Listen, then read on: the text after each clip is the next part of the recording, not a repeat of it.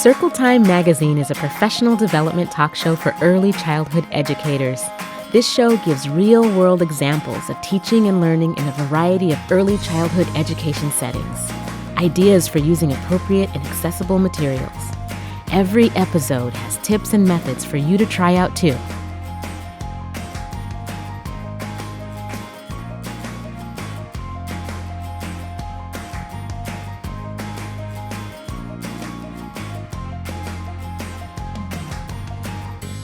Hi, and welcome to Circle Time Magazine. I'm one of your hosts, Dawn Williams. And I'm Kristen Ainsley, and we are excited for Circle Time today. We're going to have a Circle Time of our own. That's right. So this season we're talking all about inclusion. And in this episode, we will talk about the importance of planning for inclusion. That is how you make it happen. That's right, planning. So it may not be sparkly to talk about planning, but it's so important to talk about planning when we talk about inclusion, right? That's where the long-lasting magic happens for children when we plan for inclusion. That's right.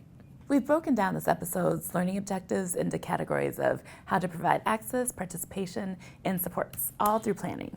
Right. So our learning objective around access will be thinking about how to break down a child's big annual learning goal into manageable pieces. And our featured guest will talk to us about how to support child's participation through language and communication skills. And then we're going to learn about how to create an activity matrix that will help a teacher organize a child's learning objectives in a much more manageable way throughout the day. We kind of think of planning in having three different parts. What are you going to teach? When are you going to teach it? When are those multiple opportunities to do it? And how we'll do that. So we'll talk about that with Jenny Cunningham today.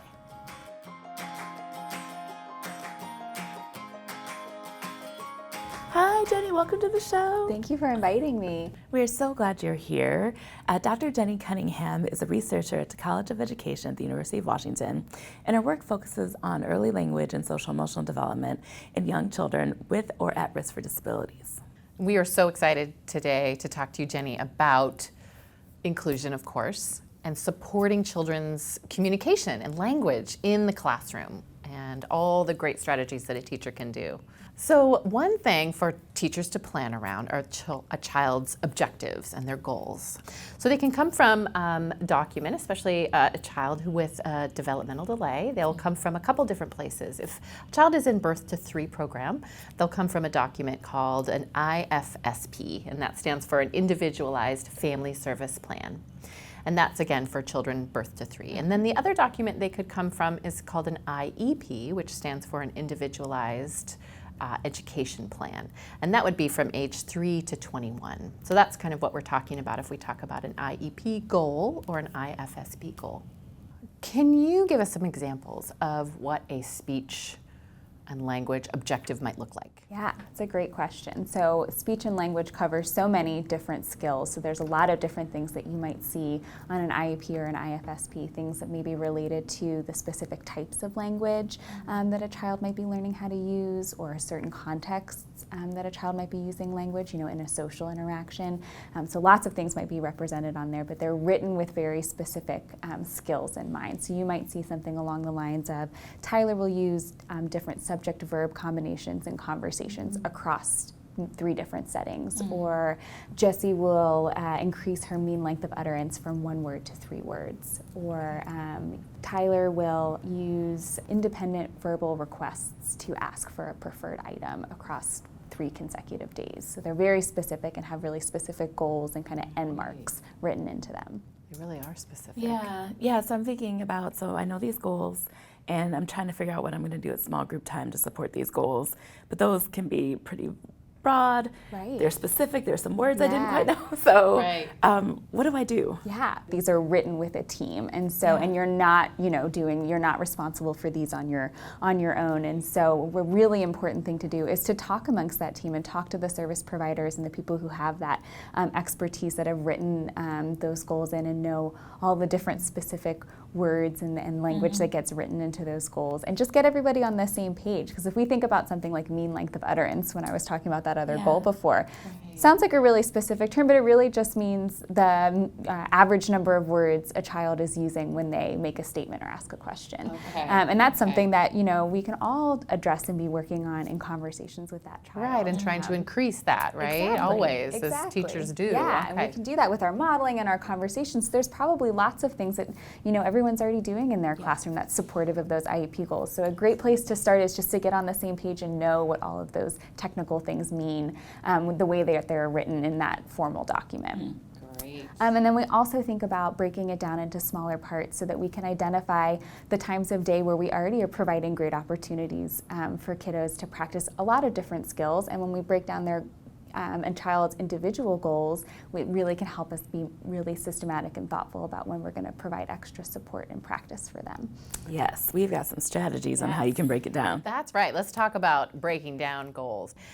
So think about maybe breaking that goal down into logical steps or a logical order. So maybe a child is just learning how to scribble. Maybe you start there. Maybe then they move on to tracing some letters of their name. Maybe then they're copying. And then maybe the last step is to actually write the letters of their name, but you're not going to maybe start there.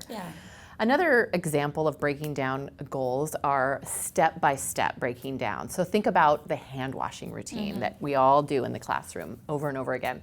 So think about maybe the child is just starting with turning on the water, and a teacher is supporting the child with all the other necessary steps: soap, rinsing, turning off the water, all of that. And maybe the child then does the first 3 steps, that kind of thing. So that's another way to break it down step by step.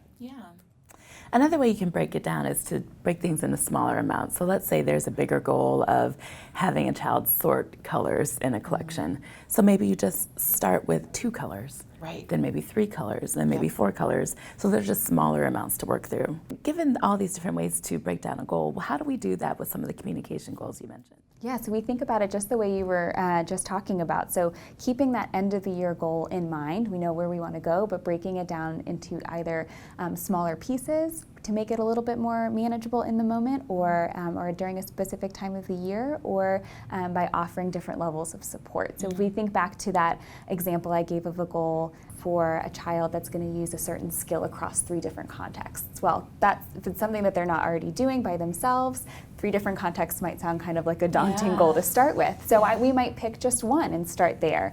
So if we're hoping that they're going to use a certain goal of using describing words in book reading and in play and in during conversations with peers, and they really love book reading already, we might start in book reading and really build up some success. And let them feel excited and good about it, and build that skill there. And then maybe move into something like play or conversations with peers that it could be a little trickier to do. The example of the requesting goal. Ultimately, we might really want a child to use a 1 or 2 word sentence to request something verbally, but they might start with pointing or with making a choice from 2 options that are handed to them, or with visuals. Or it might look like at first they're doing it, but with the support of a teacher to give them a reminder or a prompt. And so we can think about it the same way, about different levels of support leading up to that independence is our ultimate goal.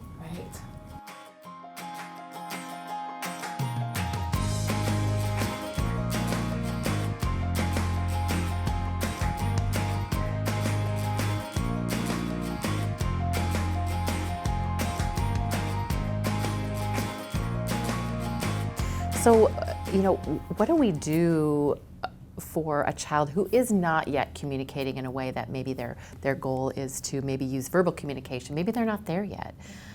Where do we start? What are some strategies to support that child? Yeah, that's such a great question. Communication is so important in the classroom. It's how we participate, it's how we interact with each other, how we build friendships and all of those things. So it's so important, and communicating what you need to your peers and to your teachers. And I think that the biggest and most important strategy that we have is probably something that everybody's already doing in classrooms, which is to be a really engaging, responsive partner.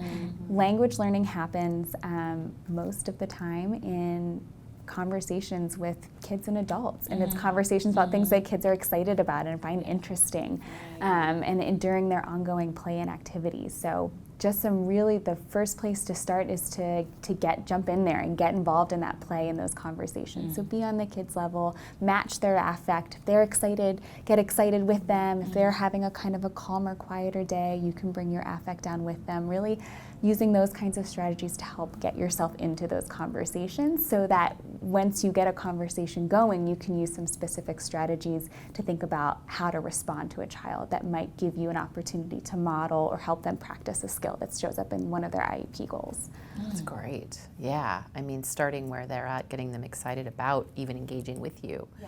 That's great. Yeah, we have an important thing that we like to say of every child's communicating right now, and so we're going to meet them where they are. So even if it's not using, verbal communication, everybody's doing something to communicate. They're gesturing, they're reaching, they're giving you eye contact, and so the best place to start is seeing that and noticing all those little forms of communication and giving them some encouragement by responding back to them, and saying something back and showing them that you hear them and you're listening and you're a balanced turn taker in that conversation with them. So reinforcing to them too, to want to keep, It's so good to know that a lot of it is just being an engaging Exactly. teacher, engaging caregiver, just involved in that conversation.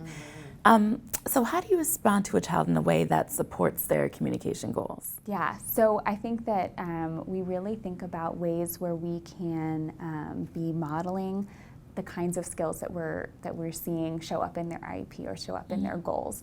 And so the two big strategies that we think about that would allow us to do that in ongoing conversations, good engaging conversations that are already happening in the classroom, are by repeating, or something we call recasting, what a child says. And that's when you take what they said and you either repeat it, again, give them that encouragement, that affirmation. So we don't have to say, yeah, you're right, when someone said something to you. That's definitely encouraging and exciting to do, but it's also super encouraging for a teacher to have heard you and to you to repeat it back and let them know and be excited about it. And then recasting is a similar strategy that we use. We want to give them just a little bit more information, but we don't want to break up the conversation. So we don't want to stop the play and ask them to repeat something, or maybe ask them to repeat something back with the correct grammar or with the correct pronunciation, but we want to still provide that model and give that feedback. And so recasting is a great way to do that, where a child says something but maybe it's a little unclear, and we just repeat it back to them really clearly in its correct form. And so it's a really great way where we're not disrupting that flow, because we want to keep that back and forth conversation going, because that's that rich time to learn language for everybody. And so that recasting is a fun strategy. So example might be if a kid said he goed to the store, I might just respond back, yeah, he went to the store. And keep going. Keeps us going. I didn't take an extra turn. We stayed balanced conversation partners, but I was able to give a little bit of feedback around it. And that doesn't feel like a correction. Right. It feels like just a flow of conversation. That's great. Yeah, and you're modeling. And we're modeling. So down the road, we do want to prompt and ask a kid to practice saying that. They've heard it a couple of times. They've heard that really correct way of saying that in the context of something that they're interested in, and that can be really helpful later on with some of those other strategies. Good. And then the other thing we think about is expanding and extending what they're saying. So this is really useful for those goals when it's been identified that a child, what we're working on is using a specific word, specific vocabulary words, using more verbs, using longer sentences. This way we can take what they said and we can model that back for them. So if they're rolling a ball down the ramp and they're saying ball, you can say the ball is rolling. And it's really obvious to them what you're talking about, because you're both in there, you're both rolling the ball, they're obviously interested in the ball, and you get this really great moment to model it really clearly for them, and model some of that language that gets them towards that increased mean length of utterance, or using subject-verb combinations. Those things, again, that sound really specific in the IEP are just things that are happening, and we can just be a little bit planful and careful about how we're responding to give those kinds of feedback that'll help acquire those skills. Great, easy, really important strategy, but really easy to do. Yeah. So what do you do when children aren't really engaging in verbal conversation? There's not a lot to respond to. Yeah, that's a really great question, because that certainly happens where you're in play and you're engaged in play with kids. They're just not taking a lot of verbal turns yet.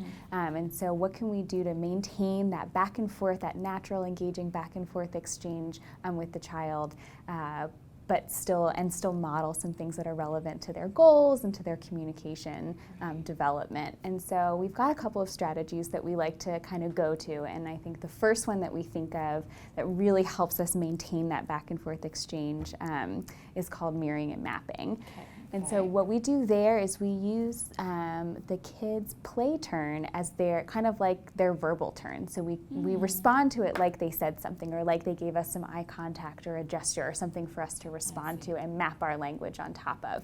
And so an example might be if we've been rolling balls down the ramp. If the child rolls a ball, then I'm going to roll the ball, do the same action, and then I'm going to label what I did, or I'm going to give it a word, talk about what we're doing together. Okay. So the kid rolls the ball, I roll the ball, and I say ball or rolling, and I use a point or some kind of gesture to make it really clear what I'm talking about. And it's such a valuable strategy because we said before, kids learn language best when it's in this conversation and it's something they're excited about and they can see the object, they know what we're talking about, and they're really interested. That's what they're focused on, and that's what mirroring and mapping gives us. So we're maintaining that balance, and we're also capitalizing on the fact that if they're doing it, they're probably kind of interested in it. So we're following their lead, and then we're giving them language for something that they've already shown interest in, that they're already doing. And we pair that strategy with something we call match model, and that can be a really great way to kind of introduce new materials or new play acts, which really what that gives us is new words to talk about. So if all we're doing over and over again, which can be very fun, is just rolling the ball, we might run out of things to say, new words to model. So let's say a kid's a goal is about expanding use of certain nouns or increasing their use of verbs. If we're only rolling and we're only using the ball, we might get kind of stuck in the kinds of things that we could model in that interaction. So when we use match model, we honor what the kid's doing, we imitate what they're doing, we match, and then we might sneak in something new that gives us something new to talk about. So if we've been rolling the ball, the child rolls it, I roll it, I'm giving it a word, we're following that back and forth exchange, and maybe after the second or third time, I might come in with a car or an animal or something new to go down the slide or something new for the ball to roll down. And that gives me an opportunity to, again, I'm not disrupting that conversation, I'm keeping that engagement, because that's key. If the kid doesn't want to play anymore and isn't engaged, then we're losing our opportunities to model and to teach anything. So, keeping that balance between adding in new things that we want to work on, but keeping kids really excited and engaged in what we're doing. So that mirroring and mapping and that match model together really kind of help us when a kid's not using a verbal turn, but gives us something to respond to. I love those strategies. Those are so easy to do, and I mean, just thinking about the intentionality of it a little bit more. And I like how you keep using that word balance. The balance between the child. Anyway, I love it.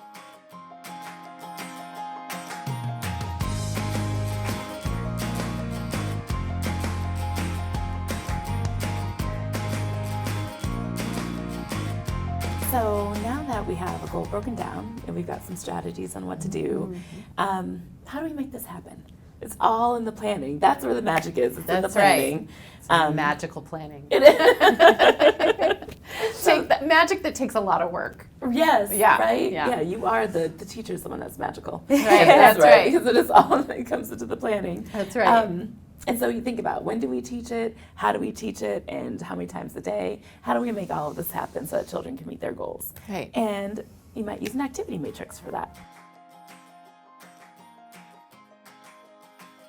Here's one example of an activity matrix, which is a tool for planning out when children's learning goals will be addressed.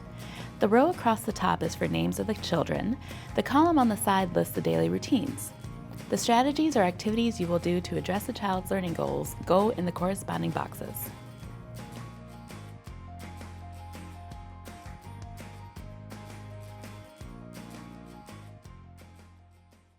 That's right. An activity matrix is just really a way to organize a child's learning objectives, learning goals throughout the day.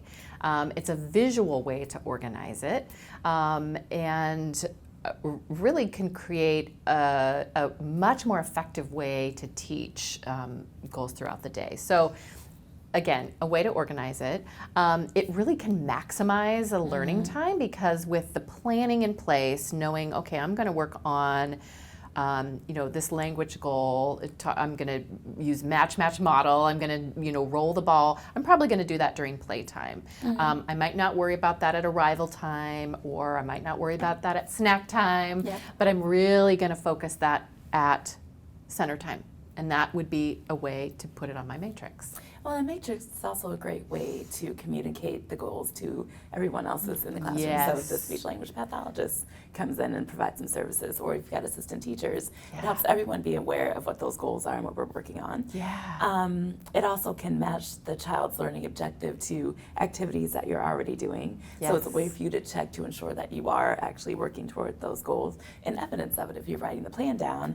And then it can be implemented for any child, but it's especially helpful for those who might need some extra support if we're talking about supporting a specific thing that's on an IEP goal. That's right, absolutely.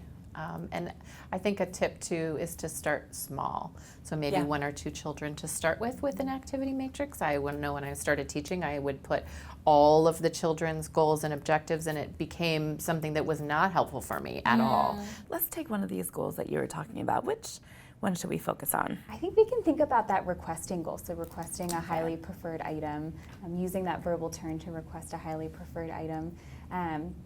Things like that are great because we can think about, okay, requesting means making a choice, letting someone know what you want. And so I would start that by thinking about what are all the times in my day there already are choices embedded, that I can make them a little clearer, that I am going to offer support to this child for making a choice and requesting, or where could I plan some extra choices embedded into it. So I think some that come to mind right away are our snack and lunchtime, because it's about requesting what they would like to eat, wanting some more, but we could also think about embedding choices like at arrival time. How do you want to greet your friend today?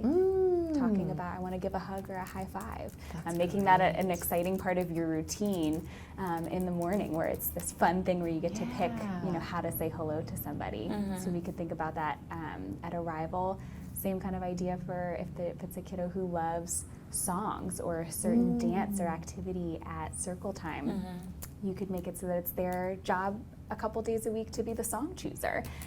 So being thoughtful about how you're going to plan for that. I'm going to make this job, and I'm going to have some maybe materials prepped, like having a couple visuals to point to a song choice. And that's something else I love to do on the activity matrix, is writing down, when needed, jotting down some materials that you might need, because that can be a great way for communicating for everyone. This is what we need. Great. It helps you think a little bit ahead of time about what am I going to need to offer this choice for them to be able to successfully practice that requesting. Is there a new visual I need to find, or do I have this already? That's such a great planning strategy. What is that child's favorite thing? What could I have available that they might want to request? During a small group or outside. I know that child loves bubbles and sidewalk chalk, so I'm going to make sure by the door I'm going to have those two things available, so that when I'm heading outside, the child sees that those are an option and they can come up and get some practice in requesting. That's so much intentionality. I love that. That's great. You It's put so it hard right to into think the of those matrix. things. Yeah, it's so hard to think of those things on the fly. So I find it really helpful to jot those things down for sure. What do you need to make it happen? So just to think about what you might put into the matrix, what's really good about this is that it helps you maximize learning time by organizing it. So in this example you just gave us, we talked about the different times a day, and making sure you're adding that specific goal and what some of the materials are. I love that. So easy. Glance at it. Have copies around the room. So everybody can take a look at it. And then you can also format it in different ways so it's accessible to people. So we have some examples here. This is really helpful, I think, to see some other ways that you could do it. So in some other classrooms we've been in, you see that in one case there was a whiteboard and they wrote up the different activities on sticky notes. You can move those, you can change those. That's something that stays in your room that has a lot of flexibility. Right, absolutely. And sometimes I've seen teachers create matrices just for certain activities. So maybe there's a matrix just for outside play. And on that are all the things, maybe 2 or 3 children and 2 or 3 goals that you want to try to work on during just outside play, and just a way to organize it that way too. Doesn't have to be for the entire day. You can start with a time of day. Yeah, and including on a clipboard means that maybe you can take it with you. That's somewhere right, and portable. You can check things off, yeah. Right. Yeah, it could be another source of documentation for you. Yes, absolutely. I've seen teachers make a lot of notes on their actual matrix as well. So that could be some, data collection. You could take a picture, put it right on there too. But just, again, starting small, is a really good tip too, because sometimes it can get too big. Right. At first. And it is there for you to be something that's useful for you to make it successful. Right. Yeah. Exactly. So, Jenny, as we are wrapping up here, do you have any key messages you want to make sure teachers walk away understanding? Yeah, absolutely. I think that we've said throughout that a lot of these strategies we're talking about are things that are already going on in our classrooms, so we're already using. And so what we're adding in here is just some extra planning around that. That planning is that key piece. So when we use that careful planning, we can play an important role in supporting the development on those goals for children and identifying times of day that we can provide that extra support and teaching around those goals.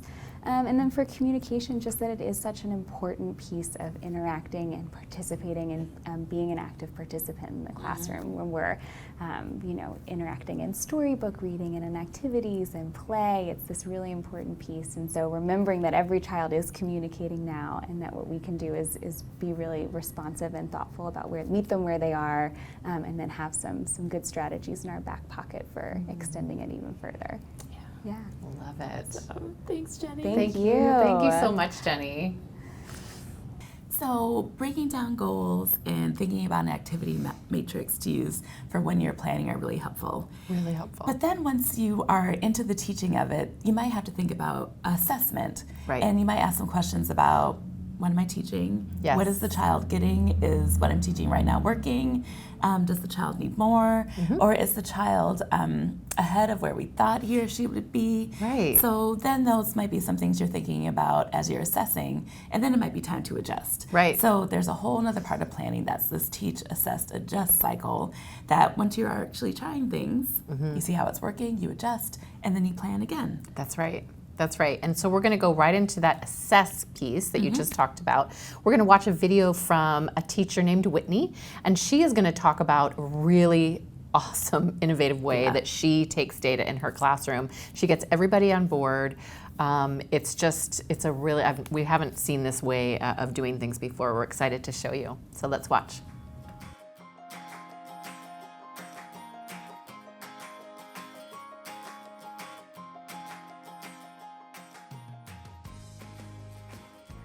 When doing the assess portion of the planning cycle, teachers observe, write notes, collect work samples, count behaviors, etc., to collect data to inform their decisions on what to do next.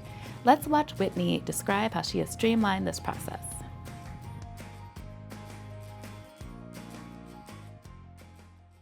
So data helps us to understand what children already know and what they need to learn next. In regards to children with IEPs, gathering data is especially important because it helps us to address the specific areas of need to help them catch up with their typically developing peers in those areas. So that's part of the reason why we take very detailed data for children with IEPs. It also helps us gather data that helps improve the quality of the individualized education programs that we're writing. So when we're gathering good data throughout the year, when we're writing the IEP later, we have lots of well-informed things to say that help to guide our instruction for that next year. Okay, so I use a data system that I developed over the summer. So I basically create a Google form for each one of my students' goals. I make the Google form accessible to all the classroom staff that I have so that they are able to understand what specific information I'm asking for and can give that input. I then take the Google form and tie it to a QR code, and then I put the QR codes on small cards for my staff and myself to use. The staff person would take a phone or an iPad and scan the QR code, and it would open up to the Google form, and that's where they would input the data. The benefit of using a system like this for me, as a person who has lots of staff people working with the kids I work with, is that I get a very clear picture of what's going on when the data was taken, and it also automatically calculates that information for me. So reviewing data with my coworkers is very quick, because I can pretty easily look and see that 50% of the time this child is completing this task. And so this is an area we need to work on. And it's a very quick process, and it just really streamlines the interventions that we're trying to apply. The last little part of my data system is that it's organized by time of day. So lots of special education teachers use activity matrices to organize the way that they take data. For example, you might take data on orienting and putting on a coat during your arrival part of the day. So I've organized all of the arrival QR codes onto one card, so that you would take data on that part of the day using that one card, and then you would flip to the next section of the day, and that would have all the data points that you're collecting for mealtime or circle time or whatever is next in your day. And that just helps to keep everybody on track and understand exactly what they're supposed to be taking data on during that portion of the day. So in a lot of paper data, at least in my experience, I've had trouble catching up to collect the data, analyze the data, and then plan the intervention. But if the data is easier for me to look at, then the children benefit from the more targeted intervention. As far as families, we can, Google Forms actually automatically generates graphs that we can show families. So when we're talking about progress reports, we can pull up a graph from their latest, from their goal that looks at their latest data, and we can show them in visual form, which is perfect for families who maybe English is their second language, and all the written English is a little bit overwhelming. So yeah, that's been one of the benefits that we've seen as far as families. In our classroom, we decided to do a zoning plan because we have a very large space. We have lots of little nooks and crannies that can be difficult for supervision. It just made sense for us to develop a plan that addressed all of those. Basically, you would divide the space or the activities, depending on what your layout looks like, into certain areas, and then you would assign staff people to those areas.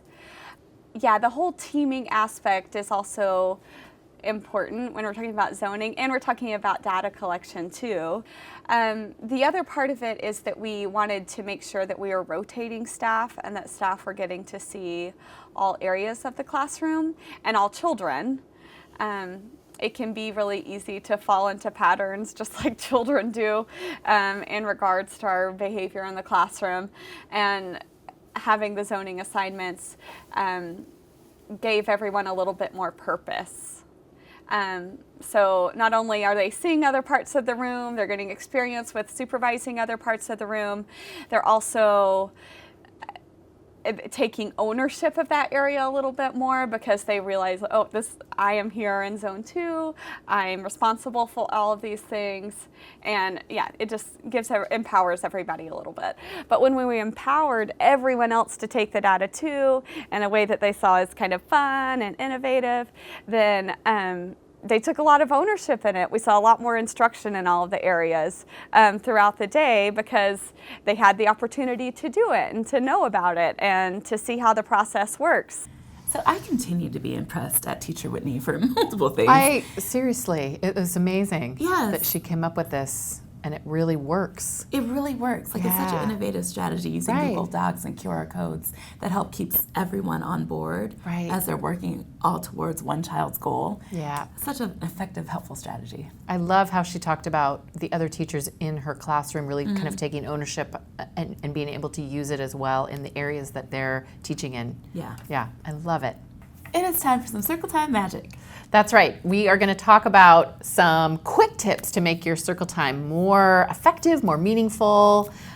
This today, we're really excited. The first thing we're going to show you is a really cute video of children, young children, preschool age children, and some older children talking about what circle time is and what they do at circle time.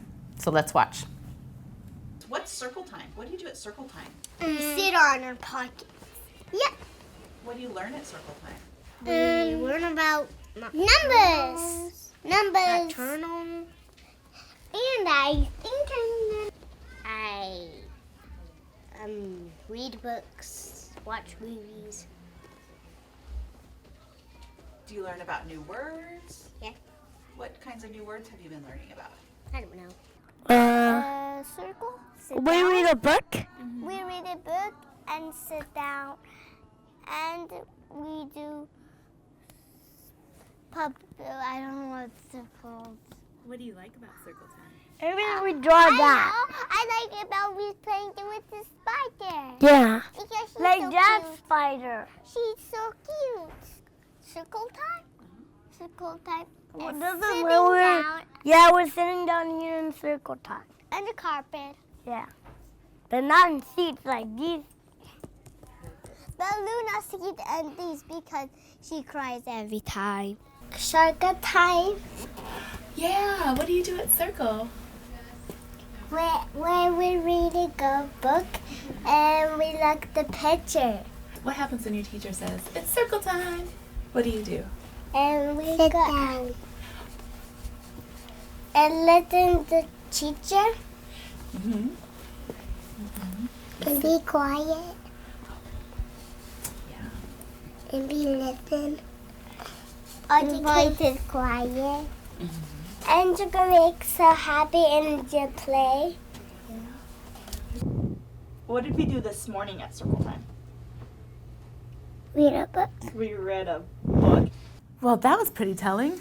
It really was. It really was. Some of our youngest audience members of our circle times giving us some feedback. I think we can take that and use it. Yeah. Right? Yeah. Yeah, I mean, it really helps us think about what the purpose of circle time is. Absolutely. Because we have this conversation a lot, especially on a show called Circle Time Yes, Magazine. yes. What really is the purpose of Circle Time? And Right. so we have this, Dr. Susan Sandall tells the story about when she was at a lab school at the University of Delaware. This was years ago, so we don't have video footage of it. Right. But we do have this idea of what she observed over time, over the course of the school year. Yeah. And so she observed a teacher who just at the beginning of the school year would gather children together for a reason, right? Maybe it was to read a story, maybe it was to do a large group activity, but she would just do it throughout the day Right. when it seemed appropriate to gather children together, and some would stay and some would go. Yeah. But the purpose was we were coming together for a reason to do something as a large group. Yeah.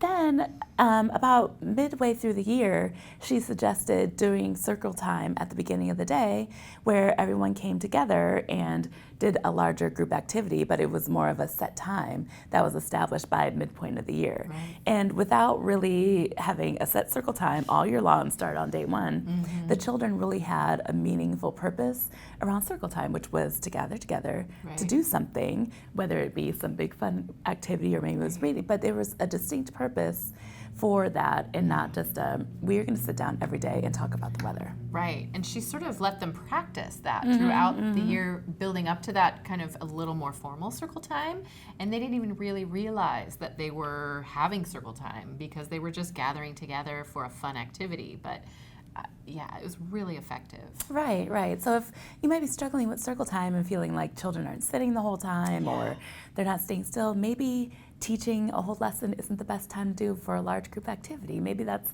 something you do at small group or something you do individually. But take a moment to rethink that purpose and maybe ask your kids what they think circle is for. That's right, that's right. It'll be fun to get their answers.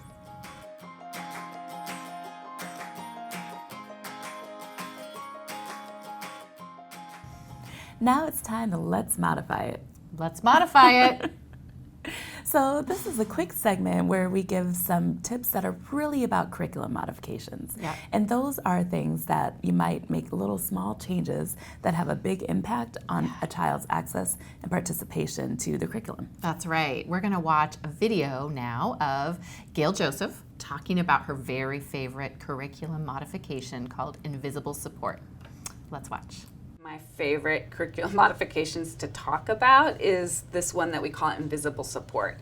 Invisible support really is a teacher who's thinking proactively about the order in which they will do things that will benefit children. We might not have any idea of all of the strategies that teacher has put in place and thought about proactively before the children even sat down. So I'll give an example. A teacher who wants to have an example of two words that rhyme, for example, during their circle time, would call on a few children who would demonstrate that well, who are really good rhymers, before they called on the child that might not be as strong with that skill. So she's thinking ahead about how she's going to give multiple examples before she calls on the child so that it increases the chance that they'll be successful. There was a teacher who was doing a cooking activity using some frozen yogurt. Well, we all know that like frozen yogurt or ice cream starts out, it's really hard to scoop at first. So she actually strategically gave children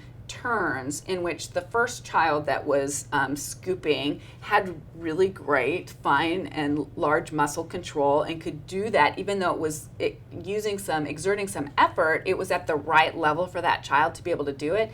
And then it went around the little small group table, and the last child to use it was a child with cerebral palsy who had some fine motor and gross motor delays, where scooping the really hard frozen yogurt would have been difficult for that child. But by the time it got around to him, it had melted, it was softer, and he was able to scoop it easily, but still with effort. So it was this way that the teacher thought about beforehand how she was going to give turns in a way that supported everyone's efforts. And so that's a great example of invisible support.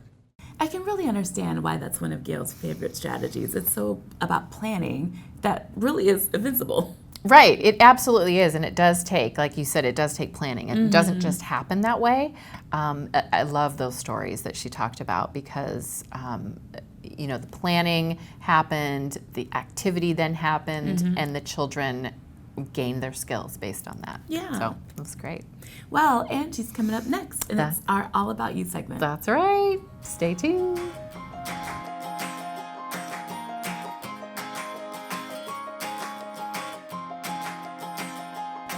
It is time for It's All About You, where we've got some quick tips to help you take care of yourself and focus on resiliency and wellness. Hi, Gail. Hi. Hi, Gail. Okay, I'm very excited about today. Okay. So I always like to bring you something. Yes. So this is another kind of quick tip around managing our own stress and increasing our health and wellness. Okay. And so one of the things I know about our Circle Time magazine viewers and around teachers is that we're probably pretty kind to people. Yes. And one of the things that happens when we're kind to people is that we say yes to a lot of things. Ah. I don't know if that has ever happened. Never. To you. Right. Never do that. So Too many we say things. yes, Right. yes, we want to do things. Yes. We're kind. We want to do things for people. But over time, we say yes to too many things, and it gives us, I call it kind of the yes stress.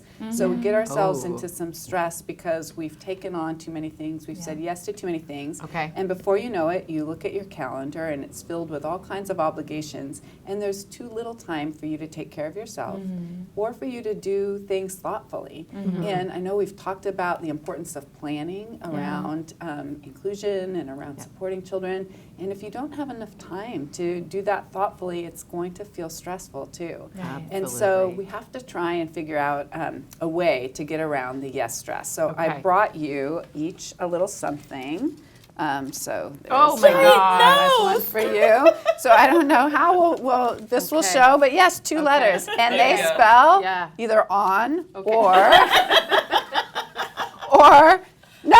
Or no. No. All right. So this is a tip. no. Yes. I love it. So I have 4 ways for us to practice saying no. Okay. So that I'm we ready. can get rid of the yes stress, so that we'll have more time to take care of ourselves and to engage thoughtfully in the hard work of teaching. Right. Okay, great. Okay. So one is the grateful no. Okay. And that is, oh my goodness, thank you so much for thinking of me. But no. Okay? All right? So So this is the grateful That's note. We're going good. to say thank you. We're going to be grateful for the opportunity, but we're still going to say no. But we're still going to say no. Okay, that The feels next kind. one, that feels kind, Yeah, right? we can It's do that. kind. Okay, we can do The that. next one is with regrets, right? So I am so sorry, but I can't do that. All right, so Yes. it's just apologizing Yeah. and then saying no. Right. Okay, so with regrets. Okay. Now, the third one is one that is to start with kind of a courage-inducing statement. Okay. Because saying no is hard. It's really hard for me. Yeah. I know it's hard for Oh, you. yeah. I know it's hard for It's you. Now I feel very bad for hard. all the things I've asked you to do. Anyways, here's the courage-inducing no, Okay. which is to just start your no by saying, this is so hard for me, but I have to say no. Okay? So just saying that will kind of get good. you a little courage up, right? So this is hard for me, but I just have to say no. Okay, that's Yeah, really I do like that And then, one, yeah. and then the last one, this one's a slippery slope, but it is one that you can sometimes use, which is leaving the door a little open, right? You know what? I can't this time, but keep me in mind for future opportunities. Yeah, Right? that's my So favorite use one. that one I with a like little that. bit of caution, though, because you don't want them to say, "Okay, how about tomorrow?" Right? Because, but you Yeah. do sometimes want to, leave the door open, so you Absolutely. don't feel like that opportunity is going away forever. Right. So that's it. 4 ways we can all practice saying no to get rid of the yes stress. Yeah. That's great. That's so helpful. Okay. Boundaries. Yeah. No, Right. no yes stress. That's great. Yes. Thank you, Gail. All right. Take care. So we've come to the end of our time today. That's right. This episode is finished, but we wanted to wrap up with some of the things that we talked about today. We talked about the when, the what, and the how of teaching. Yep. And we did that by talking about breaking down large goals or objectives into smaller, manageable pieces. We talked about creating an activity matrix to help you organize when and how you're going to teach throughout the day to make it really effective. We talked about teach, assess, adjust, and that whole cycle, and we've really focused on the assessment piece by watching that video from Whitney about that really innovative way to collect data. All important ways to increase participation, access, and support to young children. Absolutely. We also talked about ways to reassess your circle time. Maybe just take a moment and think about how's this working and what is the purpose and what am I trying to accomplish during those times. Right. We heard a great curriculum modification strategy about invisible supports and how much that's connected to planning, and also a little bit of time to take care of yourself. That's right. That was so good. I love, after that, I always feel really good. Me too. Yeah. Thank you for being with us and joining our circle time. Bye.